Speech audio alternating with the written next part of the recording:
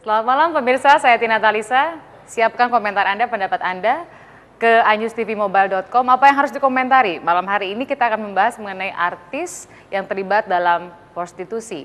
Bukan kali pertama dibahasnya di Talk to iNews, kita pernah membahasnya dulu sekali, tapi sekarang kita harus membahasnya kembali karena ada penangkapan yang dilakukan oleh kepolisian. Kita ingin bicara dari sudut pandang mucikarinya. Nanti kami akan mewawancarai satu orang tamu yang kami hadirkan ke sini. Tentu kami akan jaga kerahasiaan identitasnya.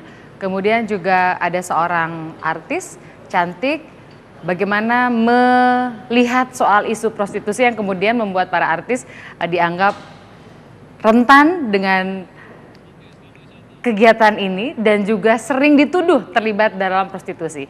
Kemudian juga dari sisi psikologi forensik, bagaimana nanti kita akan mendengarkan sebetulnya layaknya itu apakah hanya mucikarinya saja yang kena kasus hukum, apakah juga yang selama disebut sebagai korban juga bisa dituduhkan melakukan kegiatan melanggar hukum atau tindakan melanggar hukum. Nah, yang pertama sekarang kita akan mengajak Anda soal isu PKL. PKL digusur sudah biasa, tapi kali ini PKL melakukan perlawanan. Mereka kemudian berbalik menyerang kantor Satuan Polisi Pamong Praja karena menganggap bahwa kantor Satpol PP juga melanggar aturan yang berada di ruang hijau.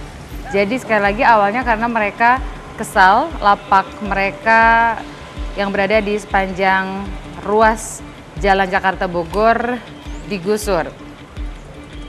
Tidak ada komando dari siapapun, mereka berduyun-duyun mengepung kantor unit Satpol PP yang berada di depan Pasar Cibinong, Bogor, Jawa Barat. Bahkan seorang pedagang melempari kaca kantor Satpol PP hingga pecah.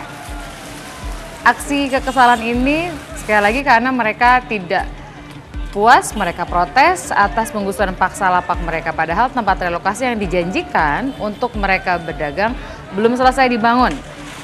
Pedagang menilai ada ketidakadilan karena bangunan Satpol PP juga berdiri di ruang terbuka hijau dan harusnya tidak boleh digunakan, tapi malah dijadikan ladang usaha oleh oknum Satpol PP. Melalui kesepakatan pedagang dan Satpol PP, kantor Satpol PP akhirnya ikut dirobohkan.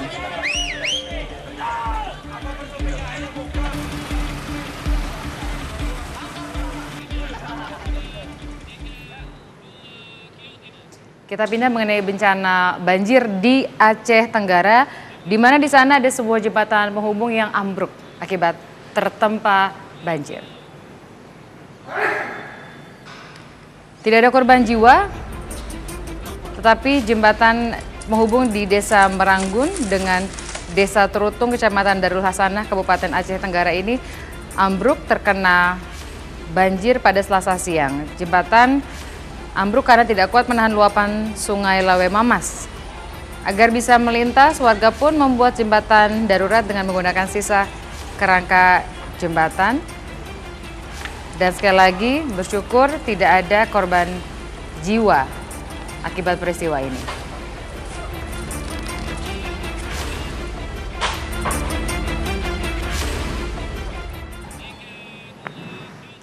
Mengenai kasus prostitusi online yang melibatkan artis dan model, polisi sebelumnya menetapkan 2 tersangka F dan O, tapi ada tersangka baru yang inisialnya adalah A.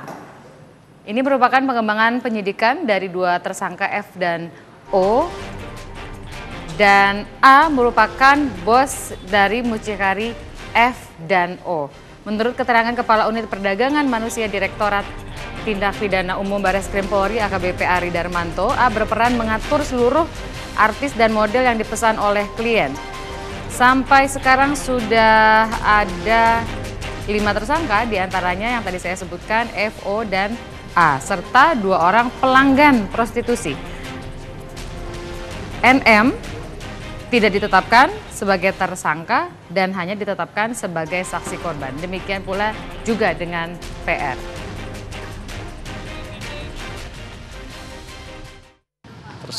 Si tersangka FO sama O itu kan udah dalam pemeriksaan sampai kemarin Minggu malam. Jadi kita udah ada nama-nama penambahan tersangka baru yang di atasnya F sama O. Siapa itu Pak? Siapa Pak? Inisialnya A ya. Artis? Bukan. Perannya sebagai apa sih apa? Oh, jadi dia mengatur semua mungkin bisa dikatakan artis atau model yang bisa kita pesan gitu. Terus rencananya hari ini kita mengambil hasil nanti dari hasil cloning handphone ataupun celebrate-nya handphonenya si siapa? Si F sama O. Jadi mungkin ada beberapa nama-nama yang mungkin juga bisa jadi ada nama-nama pengguna juga yang melakukan eksploitasi ini kepada artis NM ataupun PR yang mungkin saya belum bisa nyebut namanya karena nama tersebut sudah cukup familiar di kita gitu kan. Nah, kita kan tahu sudah ada 5 tersangka, tapi tidak satupun yang disebut sebagai saksi korban lalu berlanjut kasus hukumnya. Ini yang diprotes oleh kuasa hukum dari Muncikari F karena merasa seharusnya NM, artis Nikita Mirzani juga ditetapkan sebagai tersangka. Itu yang disampaikan oleh kuasa hukum dari tersangka F. Dan ia menyebutkan ada juga pengusaha batu bara inisialnya D terlibat dalam kasus ini.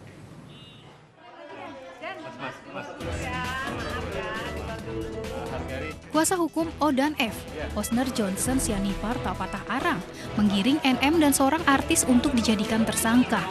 Osner melaporkan 2 artis tersebut sebagai orang yang turut melakukan tindak pidana prostitusi artis. Osner juga melaporkan sederetan nama-nama baru ke penyidik dari kalangan pengusaha berinisial D dan kalangan artis yang turut terlibat dalam bisnis ini. Nah, kalau mereka korban memang benar di pasal 296 KUHP, ya mereka nggak korban. Tapi kalau mengacu kepada Undang-Undang Trafficking tadi, ya Undang-Undang 21 tahun 2007, pasal 2, mereka turut serta. Kanit Reskrim TPPO, Bareskrim Mabes Polri AKBP Ari Darmanto mengatakan sudah menetapkan tersangka baru berinisial A yang diduga merupakan mucikari dari kalangan selebritis. Namun A belum tertangkap dan masuk dalam daftar pencarian orang. Dari Jakarta, Randu Dahlia, Nur Aryadin memberitakan. Saya janjikan ada 3 orang tamu, 2 orang di sini, Mbak Baby Margaret dan Mas Reza. Yang satu artis, satu artis psikolog, maksudnya psikolog yang sering dicari media, tapi bukan artis. Tapi bukan artis. Betul. Sama sekali bukan artis. Pesohor. Oh, bukan juga. Selebriti loh Mas. Bukan. Bukan juga. Nauzubillah min zalik. Kita mengundang Mbak Baby waktu itu kasusnya sejenis ya Mbak Baby. Betul. Ya. Melibatkan artis dengan inisial berbeda. Ya. Waktu itu kasusnya AA. Nah sekarang Mbak Baby diundang lagi karena kita melihat ternyata nggak selang 1 tahun bahkan hanya beberapa bulan lalu kasus ini terjadi lagi dan kira-kira pendekatan modusnya sama. Polisi juga melakukan penjebakan dengan cara berpura-pura menjadi pemesan begitu ya. Komentar pertama deh Mbak, ini kejadian lagi dan tentu kan Mbak Baby dulu pernah buka-bukaannya di sini bahwa Mbak Baby juga dapat tawaran ini itu dari banyak orang. Betul. Ya saya selaku teman baik dengan Nikita juga turut prihatin, ikut sedih karena percaya nggak percaya sih kok jadi NM ikut terlibat gitu, tapi itu kan masih sepertinya belum pasti ya. Jadi sebetulnya kedekatan sama Nikita udah berapa tahun kenalnya? 5 tahun adalah. 5 tahunan? Iya betul. Pas kejadian ini sempat ngobrol atau Mbak Baby kontak untuk ngasih support atau seperti apa? Udah lama nggak kontak, kebetulan kan saya juga ganti nomor WhatsApp ya. Cuman tiba-tiba ada berita ini ya terus terang kaget gitu.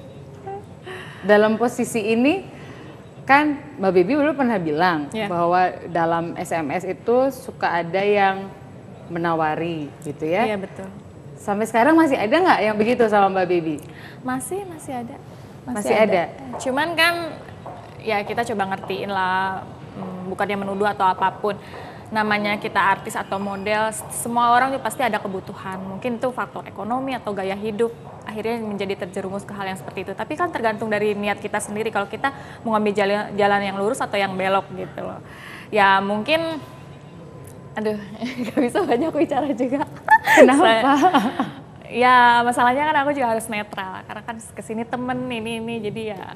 Maksudnya berarti, mohon maaf nih, apa Mbak Baby juga tahu bahwa ada sebagian kecil teman yang Mbak Baby tahu terlibat dalam kegiatan prostitusi? Ada, tapi kan aku pikir juga bukan di dunia model aja, bukan di dunia artis aja yang ada seperti ini. orang biasa pun banyak, pegawai juga banyak. Cuman karena public figure akhirnya selalu disorot gitu loh. Jadi pada saat jangan menyamaratakan model artis semua seperti itu, padahal nggak seperti itu. Gitu. Jadi pada saat ada pemberitaan ini, posisinya lebih ke kaget ada nama yang Mbak Bibi kenal, atau kaget karena ada yang ketahuan lagi? Dua-duanya kali ya. Dua-duanya. Oke. Mas Reza, ini kan tadi pengacaranya dari tersangka F dan O tuh inginnya korban juga dijadikan tersangka. Walaupun dalam hukum positif kita kan tidak pada posisi tersebut gitu ya. Nah kalau Mas Reza melihat secara ilmu psikologi deh gitu ya, kondisi ini kita ada pada status apa sih gitu sebagai orang luar memperhatikan beritanya, kita juga kemudian tersedot perhatian pada isu ini. Status per hari ini adalah status di mana hukum kita itu ketinggalan zaman. Undang-undang tindak pidana perdagangan orang, disingkat Undang-Undang TPPO yang sekarang dijadikan oleh dasar hukum oleh teman-teman di kepolisian untuk mengusut kasus ini, itu ditelurkan pada tahun 2007. Tapi hari ini, berarti kurang lebih 8 tahun setelah itu diluncurkan, sudah tampak nyata bahwa undang-undang itu sungguh-sungguh tidak bisa mengikuti perkembangan kompleksitas dunia pelacuran. Artinya usang? Usang dan membutuhkan revisi total agar kemudian para artis atau siapapun itu yang kemudian berprofesi sebagai pelacur bisa disikat habis, sekaligus terutama sekali memproteksi masyarakat agar tidak teracuni oleh orang-orang macam ini. Jadi sebetulnya kalau mereka jadi tersangka, tujuan akhirnya adalah melindungi masyarakat begitu Mas? Oh jelas, walaupun kerja polisi adalah menyikat pelaku kejahatan, memberantas pelanggar hukum, tetapi yang sungguh-sungguh berada di dalam hati mereka adalah melindungi masyarakat. Pelayan, pengayom, pengabdi. Itu 3 yang terutama. Terakhir baru penegak hukum. Berarti 3:1. Tak lain tak bukan berarti 90% atau 75% yang berada di dalam fokus kerja polisi adalah melindungi masyarakat. Nah persoalannya adalah, saya apresiasi ya teman-teman di Polda Metro Jaya sudah bekerja sedemikian keras, tapi mereka terkendala oleh undang-undang itu sendiri. Dan itu adanya di Undang-Undang TPPO. Adanya tentu harus lari ke DPR lagi dong, Mas. Apa boleh buat? Itu. Demikian adanya yang sayang beribu sayang, ternyata daftar prolegnas sudah keluar beberapa hari lalu. Betul, tapi dan Undang-Undang TPPO tidak termasuk. Tapi mudah-mudahan ya, saya tidak tahu apakah keajaiban yang bisa berlangsung di gedung parlemen sana, karena sering ada keajaiban di sana. Saya berharap bahwa kemudian dalam waktu cepat Undang-Undang TPPO masuk dalam prolegnas untuk segera mungkin direvisi. Jadi jangan sampai kemudian kalau polisi melakukan penangkapan kayak begini lagi, lalu yang disebut sebagai saksi korban ini nggak saksi korban tapi juga sama-sama tersangka begitu jangan ya Mas? Jangan sampai artis-artis yang merangkap sebagai pelacur atau kebalikannya, pelacur yang merangkap sebagai artis kemudian menjadikan Undang-Undang TPPO itu sebagai sebuah tameng. Bahkan untuk melipat gandakan keuntungan yang bisa mereka dapat dari dunia pelacuran itu sendiri. Selalu jadi korban soalnya ya? Selalu jadi korban, dan Undang-Undang TPPO mengatakan korban berhak atas restitusi. Coba bayangkan. Korban berhak atas restitusi, ganti rugi. Berarti enak banget. Wah enak, makanya menjadi pelacur jangan-jangan lebih enak daripada jadi presenter. Saya ngomong ini emosional memang. Itu kan, makanya kita harus membangun sebuah demarkasi yang tegas. 1, antara masyarakat dan pelacur. 2, antara pelacur yang terpaksa dan pelacur yang sukarela. Oke, saya mau ke kami tentu menjaga identitasnya. Kami menyebutnya dengan sebutan Dedi. Selamat malam Mas Dedi. Selamat malam.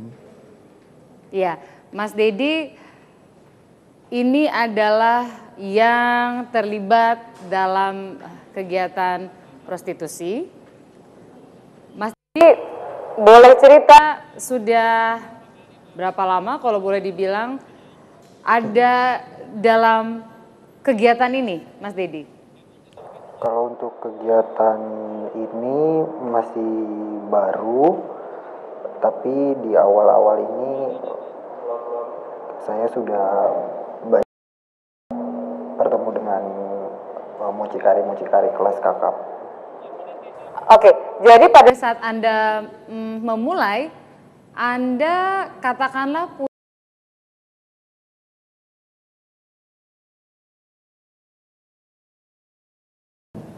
kita berkenalan dengan para pelanggan seperti itu yang sering kita di kita hanya berkenalan, nanti Gadun tersebut cuman bertanya punya siapa aja, seperti itu.